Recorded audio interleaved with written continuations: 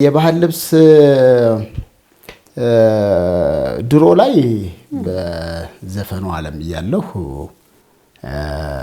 እህቴም የባህል ልብስ ምትሰራ ስለነበረች ዲዛይነር ስለነበረች የባህል ልብሶችን ለኮንሰርቶች ለምናም ብዙ ተጠቀም ነበር።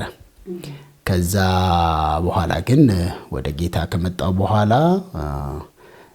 ብዙም በዛ አቅጣጫ ላይ አንዳንዴ ለብሳለሁኝ፣ ግን አንዳንዴ ነው እንጂ ብዙም በልብስ አቅጣጫ ላይ ብዙም ጎበዝ አይደለሁም የባህል ልብስ ላይ። እንግዲህ እኔ የማገለግለው ዘርፈ ብዙ ነው። ሰው ወደ እግዚአብሔር መንግስት ሲመጣ ነገሩን አሻሽሎ እዚህ ይቀጥላል ማለት አይደለም። እውነት ነው፣ እግዚአብሔር የዝማሬን ጸጋ ከመነሻው ጀምሮ ሰጥቶናል። ያው ላልሆነ መስመር ላይ ብንጠቀመውም እግዚአብሔር እሱ እንድናመሰግን እሱ እንድናመልክበት ነው ጉሮሮ የተሰጠው። ግን ወደ እግዚአብሔር መንግስት ሲመጣ፣ ወደ ቤተክርስቲያን ሲመጣ ምን መሆን እንዳለብሽ፣ የትኛው መቀጠል እንዳለበት፣ የትኛው መጀመሪያ መሆን እንዳለበት የሚመራሽ እግዚአብሔር ነው። ስለዚህ እንደመጣው ቀጥታ ወደ መዝሙር አልገባሁም። ቀጥታ ወደ ወንጌል ስብከትና አመልካለሁ፣ ግን ዘምራለሁ፣ ግን በካሴት ደረጃ ወይ ደግሞ በነበረኝ በቀደመው አይነት አልነበረም። ስለዚህ በስብከት አገልግሎት ነው ሞር እንትን ያረኩት። ፕላስ ደግሞ በጸሎት በዴሊቨራንስ በተለያዩ የጸሎት አገልግሎቶች ያው እነዛ ነበር መጀመሪያ ቤት ውስጥ ይገለጡ የነበሩት፣ እንደሱ ነውና የሥራ ዘርፍ ለሚለው እሺ ጠፍቷል ራሱ ስራ ዘርፍ። አገልግሎት የሥራ ዘርፍ አይደለም። አገልግሎት በጸጋ የምናገለግልበት እኛ ስለፈለግንም የሚመጣ የሚሆን ነገር አይደለም። እግዚአብሔር ሲጠራሽ ነው። እግዚአብሔር ሲጠራ አብሮ ጸጋ ይሰጣል። ጸጋ ደግሞ ከሰጠ መሆን አለ፣ መቻል አለ። ያን ነገር ራሴ ስታደርጊው ታገኘዋለሽ። እና ራሴን በየካፌው በየምን ወንጌል ሳወራ ስናገር ጓደኞቼ እስኪሰለቻቸው ድረስ እንደዛ ነው የማገኘው። አይደክመኝም። እኔ ለምን ጸጋው ስለሆነ መሆን ስለሆነ እና የሥራ ዘርፍ በሚል ሳይሆን የአገልግሎት ዘርፍ በሚል የቀድሞም አክቹአሊ ያው ከሙያ ጋር የተገናኘ ነው። የቀድሞ የዘፈን ስራ እንደሆነ ንግድ ቦታ ምናምን እንደምትዩ አይደለም። የዘፈን ስራ ከውስጥሽ ከፍላጎት ጋር ከታለንት ጋር ከእንደዚህ የተያያዘ ነው። ግን ያኛው ሌላ ዘርፍ ሌላ መስመር ነው፣ ይሄኛው ደግሞ ሌላ መስመር ነው። የትንሣኤ በዓልም ስናወራ ድሮና አሁን ብለን ማውራት አለብን። ምክንያቱም አሁን ላይ ለኔ ሁል ቀን ትንሣኤ ነው። ያው ምክንያቱም ጌታን በአመት አንዴ የጠበቅኩ ማከብረው ጌታ የለኝም። ሁል ጊዜ ሁል ቀን የምናገለግለው ሁል ጊዜ የምጸልየው የማወራው የምሰማው ጌታ ጋር ነው ያለሁት። ግን እንደዚህ አይነት ደግሞ አጋጣሚዎች ሲፈጠሩ ለብዙዎች ወንጌል የምናወራበት፣ ብዙዎችን ከጨለማ ወደ ብርሃን እንዲመጡ የምንሰብክበት፣ እንደገና ደግሞ ትንሣኤው በዓል ምክንያት በማድረግ ደግሞ የበለጠ ደግሞ የምናመልክበት በደንብ በይበልጥ የምናስታውስበት ነው የሚሆነው። ግን የቀደመው ለምሳሌ በአርቱ ዓለም በነበርኩበት ጊዜ የነበረው የትንሣኤ አከባበር ያው ትንሣኤ ሲደርስ የናይት ክለብ ብርጭቆዎቻችን በደንብ አጽድተን አስተካክለን የምንጠብቅበት የገቢ ምንጫችን ነው፣ ሆነስትሊ ስፒኪንግ ማለት ነው። ፕላስ ደግሞ እኔ አብዛኛውን በትንሣኤ በዓል ወይም ደግሞ በሌሎችም በዓል አገር ውስጥ የለሁም። ምክንያቱም ኮንሰርቶች ይዘጋጃሉ። እዛ በመሄድ ነው እንትን የምናደርገው። ከልጆቼ ጋር እንኳን ያሳለፍኩባቸው ጊዜያቶች በጣም ጥቂት ናቸው፣ ከባለቤቴም ጋር እንደዚሁ። እና ስለዚህ የትንሣኤ በዓል አሁን ላይ በቤተ ክርስቲያን ነው ያው አገልግሎት እያገለገልን እየዘመርን እያመለክን ወንጌል እየሰበክን እንደገና ደግሞ ቤተሰብም ጋር ደግሞ ያው ጥቂት ነገሮችን እያደረግን እናሳልፋለን። ቤተሰብ ጋር እናቴ ጋር የባለቤቴ ቤተሰቦች ጋር እንሄዳለን። እዛም ያው እንግዲህ ወንጌሉንም እናወራለን፣ ደግሞ አብረን እናሳልፋለን። ፋሲጋ የሚለው ቃል ያው ሞት ከኛ አለፈ ነው እና ከግብጽ እስራኤላውያኖች የወጡበት እግዚአብሔር በሙሴ በኩል ዴሊቨር ያደረገበት ትልቅ በዓል ነው የፋሲጋ በዓል ማለት ነው። እና ለኛም ደግሞ ከዓለማዊነት ወደ እግዚአብሔር መንግስት ወይ ደግሞ ወደ መንፈሳዊነት በክርስቶስ ኢየሱስ በኩል ከሞት ወደ ህይወት የተሻገርንበት ነው። ስለዚህ ትንሣኤ በዓል የፋሲጋ በዓል በጣም ልዩ በዓል ነው እና ትንሣኤ ለኛ በጣም ትልቅ ነው። ሰው ከሞት ወደ ህይወት፣ ከጨለማ ወደ ብርሃን፣ ከዓለማዊነት ወደ መንፈሳዊነት፣ ከእግዚአብሔር የተለየ ማንነት ከእግዚአብሔር ጋር ህብረት ወደሚያደርግበት የተሸጋገረበት ትልቅ በዓል። እናቴ ወደ ጌታ መጀመሪያ ስመጣ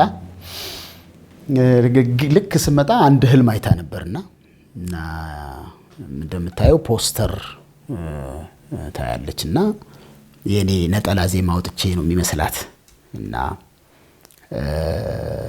ከዛ ግን ስታየው ርዕሱ ጣጣ በጣጣ ይላል። ህልም ላይ ነው። አዎ ትዛ እንዴ ምንድነው የሆነ የአፍሪካ ልብስ ነው ደግሞ የለበስከው እንደዚህ ሰፊውን ምናምን አለችና እኔ በዛ ጊዜ አገልጋይ አይደለሁም ገና ተገልጋይ ነኝ እና ለሚያገለግለን አገልጋይ እንደዚህ ያየች ብዙ አመት ያገለገለ ፍቹ ምንድነው እየጠየቅኩት አይ ያው ነው ድሮም ጣጣ ነው አሁንም ጣጣ ነው አለ። እንዴት ማለት እዛም ችግር አለ እዚህም ችግር አለ ነው ማለት እዚህ መተሽ የተረጋጋ ነገር ውስጥ የምትገቢው ሳይሆን እዚሁም በሃይማኖቱም በእምነቱም አቅጣጫ ላይ ብዙ ዋጋ የምትከፊበት ብዙ መከራ ያለበት እንደው አልጋ ባልጋ የሆነ አይነት ነገር አይደለም እዚህም የሚመጣውና በአገልግሎት የምናሳልፈው ነገር ለልጆችሽን ይበድላል፣ ቤተሰብሽን ይበድላል። ምክንያቱም አሁንም ወደ ውጭ ወጥቶ ማገልገል አለ፣ አሁንም ወደ ክፍለ ሀገር ሄዶ ማገልገል አለ፣ አሁንም በቤተ ክርስቲያን ውስጥ ቢያንስ ከ3 ያላነሰ ብራንች እስካሁን አለን እንግዲህ በቤተ ክርስቲያናችን በዚህ 10 አመት ውስጥ ማለት ነው። ቀጣይ ደግሞ እንደገና 2 ደግሞ በፕላን የተቀመጡ አሉ። በዚህኛው አሁን ባለንበት ቤተ ክርስቲያን እንኳን ቢያንስ ወደ 400 ምናምን በላይ አገልጋይ አለ በአገልጋይ ደረጃ። ስለዚህ ይሄን ሁሉ ስትመሪ የራሱ የሆነ ብዙ ስለዚህ ከቤተሰብ ጋር ያሉት ነገሮችን ይነካል። ደግነቱ ምንድነው ደስ የሚለው ባለቤቴም አገልጋይ ስለሆነች ልጆቻችንም ደግሞ የሚረዱ ስለሆነ ያው እሱ ትንሽ ይቀንሰዋል። ኢየሱስን የመምሰል ህይወት በአንድ ሳምንት በ10 አመት በ5 አመት አደኩ ብለሽ የምትጨርሽው አይደለም። የኋላይን እየረሳሁ የፊቴን ለመያዝ ዘረጋለሁ እንደሚለው የኋላችንን ነገር ያው የማይሆኑ ነገሮችን እየተውን ባህሪያችን እየተሰራ እርሱን ወደ መምሰል የምናድግበት ሂደት ነው። ስለዚህ ፐርፌክት በመሆን አይጀመርም፣ ፐርፌክት በመሆንም አያልቅ። የሚያልቀው ያው ኢየሱስ ሲመጣ ነው ፐርፌክሽን የሚሆነው። ግን እንደ ቃሉ እንግዲህ ከቃሉ ጋር ከዋልሽ በጸሎት የምትይ ከሆነ ባህሪውን የመምሰል ጉዳይ ግዴታ ነው የሚሆነው። ከሱ ጋር ውሎ እሱን አለመምሰል አይቻልም። እሱን ለመምሰል ካስፈለገ እሱ ጋር ብዙ ጊዜ ማሳለፍ ነው። ስለዚህ ኢየሱስን መምሰል የሚባለው በካራክተር ደረጃ ከካሪዝማቲክስ ባለፈ ማለት የጸጋ ስጦታ አለ። ብዙ ሰዎችም የሚስቱት አይ ቲንክ የጸጋ ስጦታችን ያዩና ሰዎቹ ደግሞ በባህሪ ከመድረክ ሲወርዱ ሌላ እንደ ሰው ሲመላለሱ ሳያዋቸው ይቸገራሉ። ለዚህ ነው እንዴ ምናምን ይላሉ። ግን ጸጋ ሌላ ነው፣ ካራክተር ሌላ ነው። ጸጋ 20 ምናምንኛ ፎቅ ላይ እንደ ሊፍት ይዞሽ ሊሄድ ይችላል። ግን በካራክተር ደግሞ ካልያሽው ከጊዜ ሂደት በኋላ ሰዎች ከ5 አመት ከ10 አመት በላይ ይጠፋሉ፣ በቃ ማገልገል አይችሉም። እና ኢየሱስን የመምሰል ህይወት እለት እለት የሚቀጥል ነው፣ የሚቀጥል የሚጨምር ነው። ስለዚህ እንደ ጥበቡ ካየነው ያው እንግዲህ እያደኩ ነው፣ ገና ወደፊትም አድጋለሁ። በሱ ዘጋው ይሻላል። እኛ ላይ እግዚአብሔር እየሰራ ያለው ነገር ለሁሉም እንደሚሰጠው የጸጋ ስጦታዎች አሉ። አሁን እዚህ ቦታ ላይ ብዙም ስለማይልሽ ያው መተሽ ቤተክርስቲያን ታያለሽ እሱን። ግን ጸጋና ግን ኢየሱስን መምሰልን መለየት መቻል አለብን ብዬ አስባለሁ። የብዙ ሰዎችም ጥያቄ ስለሆነ በቲቪ አይና ሰውን የሆነ ነገር ያደርጉና ይሄ የሚያጭበረብረውን ከመስመር የወጣውን አይደለም ማወራው። በትክክልም ሆኖ ግን ድካም ያለባቸው እንደ ሰው ደግሞ የሚናደዱ ጳውሎስ እንዳለው እኔስ አልናደድም ይላል እና የሚቆጡ የሆነ አንዳንድ ያልተሰሩ ባህሪያቶች ሪያክት ሊያደርጉ ይችላሉ እና በጸጋው ሳይሆን ሰውን ምን መዝነው እግዚአብሔር በቃሉና ከእርሱ ጋር በመዋል እርሱ ላይ በሚሰራው ኢየሱስን የመምሰል ማንነት ነውና ሁለቱን ለይተን ማየት አለብን ብዬ አስባለሁ። የኋላይን የረሳሁ የፊቴን ለመያዝ የሚለው ፓርት ያው ከዳንሽ በኋላ ስላለው ህይወት ነው። በእርግጥ ግን እንደ ጥያቄ ያኛውን ስንወስደው ግን ትናንትና ከነበረው ከዝና ከገቢ ከተለያዩ ነገሮች አንፃር ስናየው እንግዲህ ፍቅር ሲይዝሽ ሌሎች ነገሮችን በሙሉ የማሰብና በነዛ ነገሮች የመያዝ አቅም ታጫለሽ እና የክርስቶስ ፍቅር ከነካሽ ዝናሽ ክርስቶስ ነው የሚሆነው፣ ገንዘብሽ ክርስቶስ ነው የሚሆነው። ሰው ደግሞ እሱ ጋር መጥቶ እንኳን አይደለም ክርስቶስ ዓለምም አብልታለች ሰው። ስለዚህ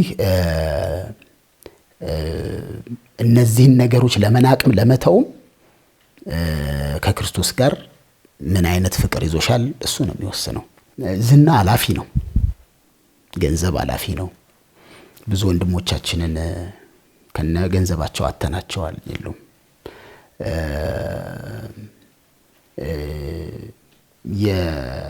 የተለያዩ የምድር ነገሮች ዛሬ መተው ድንገት ነገ የሚጠፉ ናቸው። ያንም ደግሞ እያየነው ነው። መቼም በኮሮናም ጊዜ እያየነው ነው። በብዙ መንገድ አሳይቶናል እግዚአብሔር። ስለዚህ ከእግዚአብሔር ጋር የሆነ ሰው ግን ወደ ኋላ ያለውን ነገር ማየት እንዳይችል የሚያደርገው ከእግዚአብሔር ጋር ያለው እውነተኛ ፍቅር፣ እውነተኛ ሪሌሽንሺፕ። ብዙ ሰዎች ሃይማኖት ብለው ስለሚመጡ ከነገሮች ጋር ኮምፔር ስለሚያደርጉት ብዙ ጊዜ ሚስ ያደርጋሉ።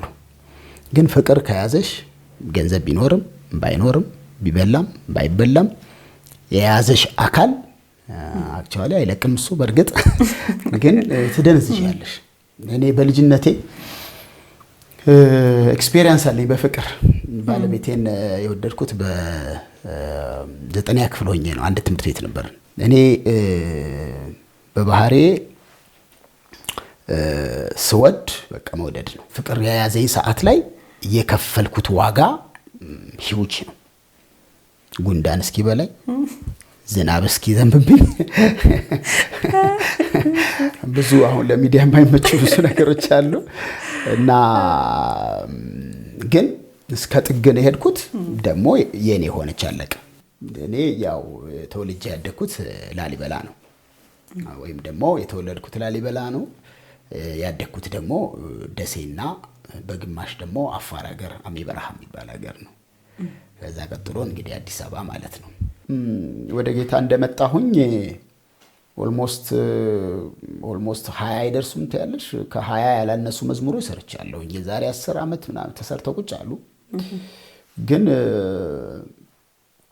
ጌታ የተናገረኝ ቃል ስለነበረ ነው እና ሰውም ደግሞ ብዙ ጊዜ ያው ዜማ ያለው ሰው መጥቶ ያን በቀላሉ እንደሚሰራ ስለሆነ የሚያስበው፣ እግዚአብሔር ግን አስቀድሞ መዝሙር እንድሰራ ሳይሆን ለኔ ማለት ነው ለሁሉም ይሰራል ማለት ሳይሆን መጀመሪያ እኔን መስራት ላይና የቤተ ክርስቲያን መንፈሳዊ ከቃሉ ጋር በጣም ብዙ ጊዜ እንዳሳልፍ ፕላስ ደግሞ አሉት ውስጡ በጣም ለሚቀጥለው ለዝማሬ አገልግሎት የሚሆኑ ማንነቶች ያ በዘፈን ዓለም የነበረ ቃና የነበረ ቴክኒክ የነበረ ነገር ሳይሆን ቀድሞ የእግዚአብሔር ጸጋ የእግዚአብሔር መንፈስ የምናመልከውን የምንዘምርለትን አካል በትክክል ከመረዳት አይ ቲንክ እሱ እንዲሆን ይመስለኛል እግዚአብሔር ያዘገየኝ እንጂ አሉ ብዙ መዝሙሮች አሉ። አይ ቲንክ አሁን 10 ዓመት አለፈኝ። አሁን ከዚህ በኋላ ወደ መዝሙር ብመጣ ብዙ ከባድ አይመስለኝም። ብዙ የሰዎችን መዝሙር የዘመርኳቸው እንዳልሽው በጣም ብዙ ያወጣኋቸው አሉና የሰዎቹ መዝሙር የዘማሪዎችን መዝሙር የዘመርኩበት አንዱ ምክንያት ዓለም ላይ ያሉት ሰዎች ብዙ ጊዜ እነዚህ መዝሙሮች አያቋት። አንዳንዱ ራሱ ደውሎ ጓደኞቼ፣ ድምጻዊ ጓደኞቼ፣ ተዋናዮች ምናምን እንደገና ደግሞ ሌሎችም በዓለም ያሉ ደውለው